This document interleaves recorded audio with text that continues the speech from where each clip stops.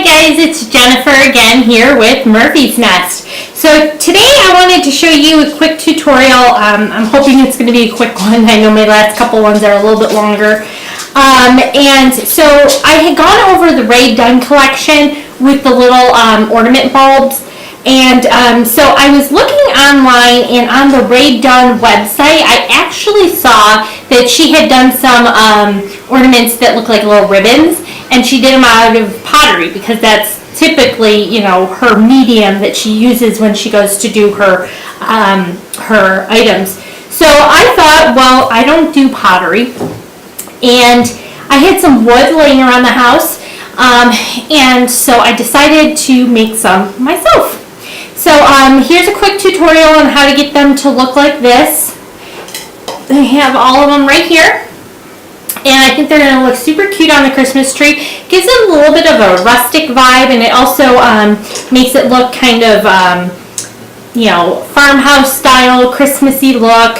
It doesn't have to be dressed up too much. You can actually cut these to a smaller size if you need to, and put them on maybe like a smaller Christmas tree, like if you have a corner next to maybe a coffee bar, or maybe in the corner of your kitchen or something like that, so you have a little bit more decoration.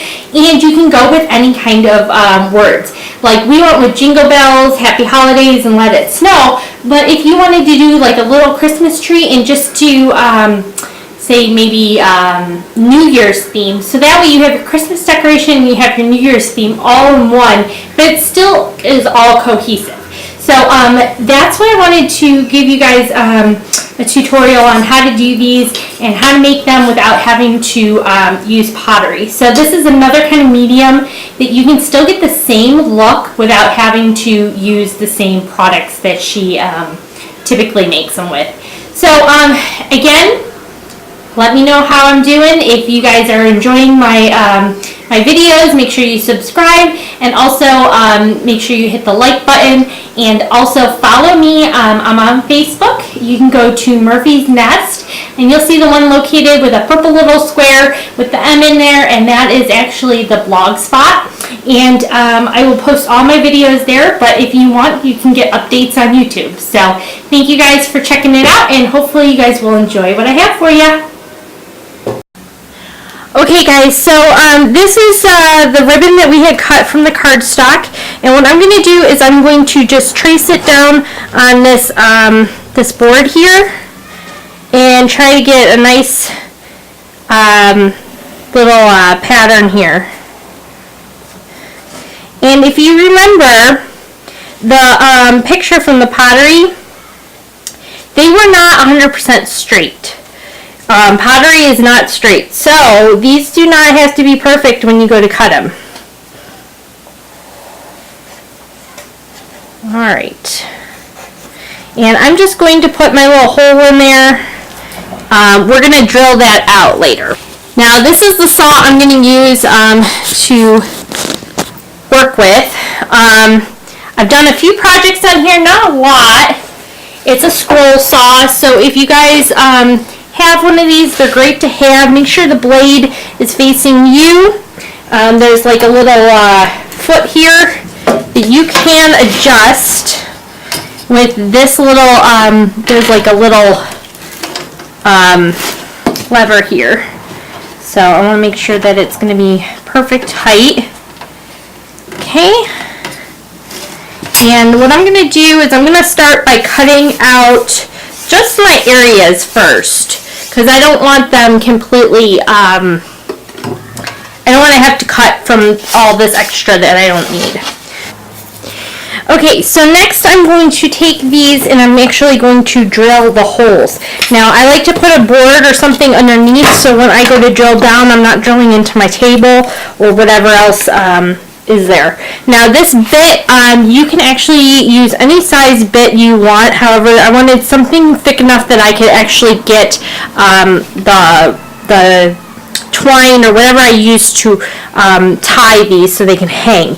So I went with this bit. I don't know the size of it, so I do apologize. I just have a basic cordless drill here, and I see where my holes are, so I'm just going to take this, place it right in that area, and then I'm just going to push down Make sure your blade's going in the right direction. And there you go, you got your little hole. So I'm gonna... Okay guys, so I have just a little piece of sandpaper. This is 80 grit. And it's just going to soften the sides so they're not so rough. Make sure you get in the little crevices here. You don't want anybody to get any splinters if they touch them and put them on the tree.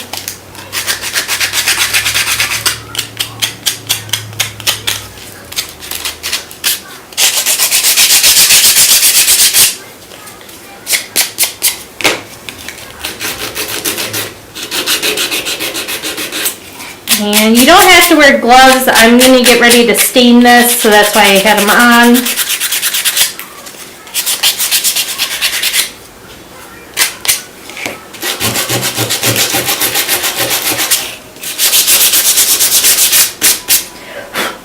So that looks pretty good. So now what I'm going to do is what I did notice is they had some darker coloring around here. So what I'm going to do to get that effect is use some stain. This one is the Rust-Oleum's American Walnut. You could probably use Kona or Espresso or something like a darker color. And with your stain, you never want to shake it, so always stir. Make sure you get all the sediment and all the stuff that sank to the bottom. And I'm just going to wipe this off. And I got a dirty rag here, just an old one. I'm going to use just a small amount, dip it in, and I'm going to just go around the edges and just discolor this a little bit. If you get some on the center, that's fine too. We're going to paint and it's going to cover the stain, but we just want to make sure our edges look nice, just like the ones from Rae Dunn's website.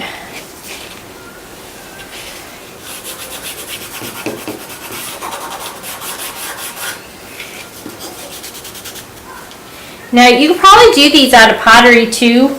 Might even be a little easier, but I had the scroll saw and I thought it might be a neat project to cut them out of wood. I mean, it's nice to have different mediums on your Christmas tree, whether it be bulbs or wood ornaments or whatever you choose.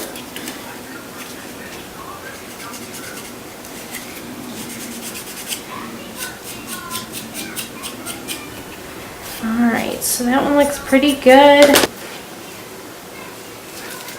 So now I'm going to take my paint and my paintbrush, and I saw a couple of them had this pretty little blue. I had some in my drawer. This is just Apple Barrel. This one's called Blue Cotton. Just put a little bit in my little tray. I figured a gray one would look kind of pretty. And I got some typical white.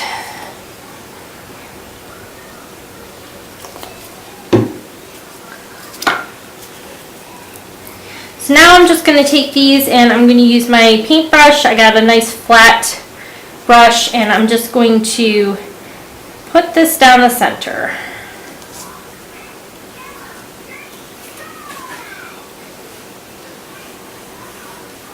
And you just go over the edges of where the stain was.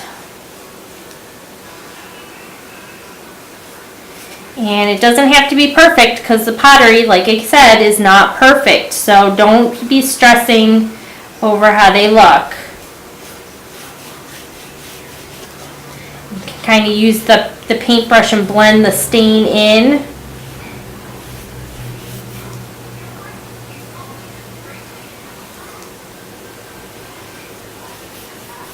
You do not want to have crisp lines. You don't need crisp lines. Just have a simplistic look. You can always go back over the corners with stain if you need to. So I started putting the paint on here and it looked too sharp. I don't really like the way this one was starting to look. So I started using my rag and I was gently pulling some of the paint off with my my stain rag. And I'm thinking this is starting to look a little bit more like the look. So I'm just kind of blending it in on the edges to give it that feel.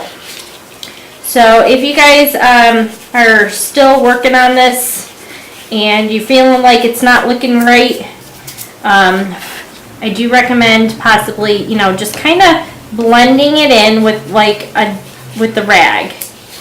It's starting to look a little bit more like the pottery and not so much like the stark lines. And I'm thinking that's looking a lot nicer. And I'm going to do that again with this one. This one might be a little too dry, but we'll see. So if you notice, I'm just blending. So you're still getting that look with the blue, but it's not so sharp.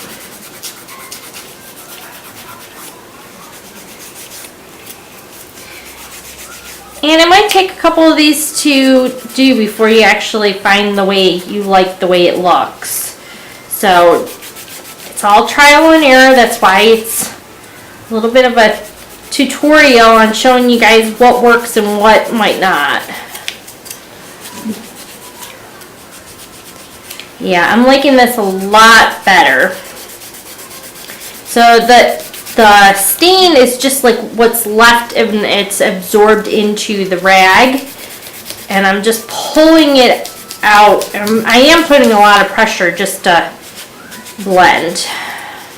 If you don't have your Cricut, you can order these. Again, this is a font that I like to use, and so I'm going to just take these. I cut them all in black, and I'm just going to start laying them individually. You can use transfer tape if you want, but I like to use my blade. That's just how I've always done it, and I feel like I have a little bit more control.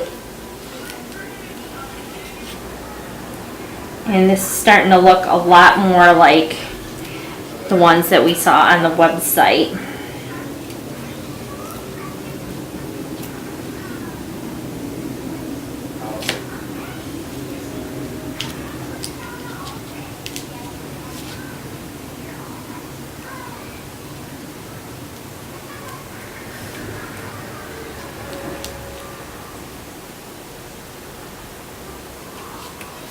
So if you were to make a smaller one, you could put these on one of those little trees and maybe set it on your coffee bar. You could probably do these with, instead of just doing just random words like, you know, in the holiday season, you could do maybe some for New Year's. So then you have a little bit of New Year's decor in your house. So these are really cute. You can do a lot with them. So I think that looks a lot better. So let's do Happy Holidays on the white one.